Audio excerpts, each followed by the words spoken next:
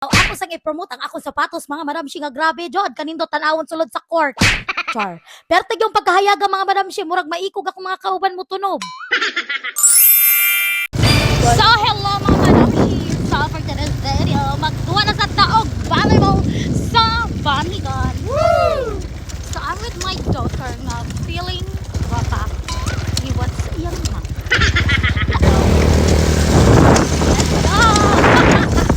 So mga madam shi, disclaimer lang ha. Dili mi professional player mga madam shi. Mga inahan lang mi nga feeling volleyball player. Charis. Maong ayo mo kahibo nga hapak kay hapak ramidra mga madam shi, burag dayon-dayon na gyud ang peg. Char. So anyways mga madam shi, basta kapistaho na gali sa banhigan malipay gyud ang inyong mama team. Kay makahapak-hapak na sa dog bula og maka feeling sporty na sad. So kani ako mga kauban mga madam shi, dalaga pa ang uban ani. Ako na silang gitraining aron mamaayo na sila pagduwa og volleyball. Charot.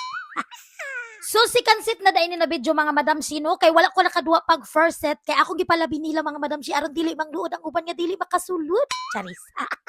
So mao ni mga madam shi pag si kansit uy nalubong mi hapit mi mapil. Oh no. May gani mga madam shi pag sab na sa duha ay kanina namurak na si Mama Tindri og serve. Charis. Kay gilubog na may mga madam shi og murag mga 8 ka puntos. Uy, kaluoy. Kay grabe man kaayo mga hapak sa bula ang mga persons mga madam shi. Uy, mura magnaay kalagot sa bula kay adto man sa gawas puluton. Maong naning kamot jud ko dirag masulod ang ako ang serbisyo mga madam shi kay aron makabawi-bawi og makaapas-apasad ka.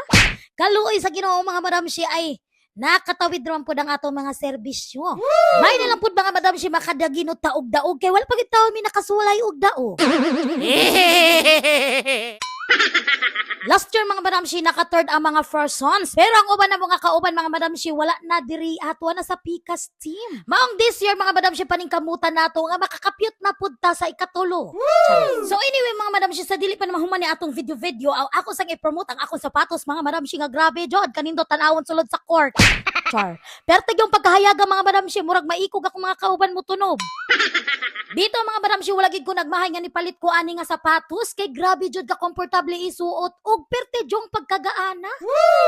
Very affordable na jud kayo ang presyo pud ani mga madam shi maong dili gyud kamahayan. So kung ganahan pud mo ani atong sapatos mga madam shi ayo mo kaula og click dira sa yellow basket or i-check ninyo ang ato ang comment section.